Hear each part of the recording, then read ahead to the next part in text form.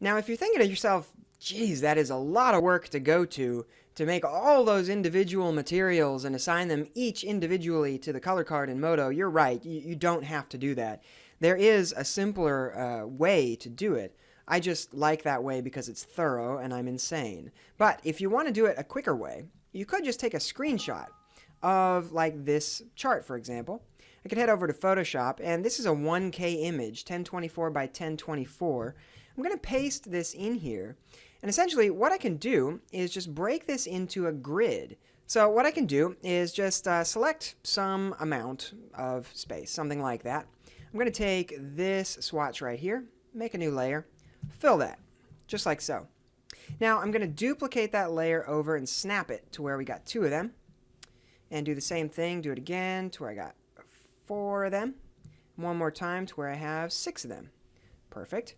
And now I will grab each one of those in succession and assign colors to them. So I'll just grab this next one down, go up here, protect the transparency of that layer, and just quickly go through here, and I can fill in each one of these guys, just like that.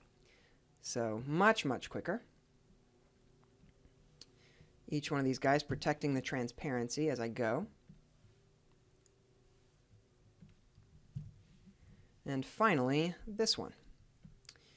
All right, so once I've got each of those, I can actually just select all of these guys, group them together, Control T to scale, and I can scale those up so they're the full width of my document here.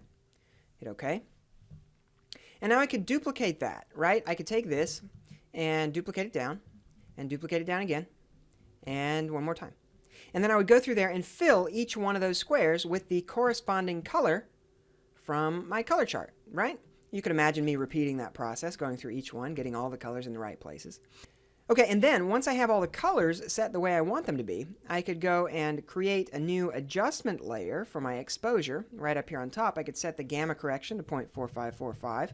And now everything underneath it gets gamma corrected. So then I could save this image out as a JPEG. I could open it up in Modo, and I could map it on to my existing geometry, and that would work just fine too. The mapping method versus typing in the colors manually doesn't really matter.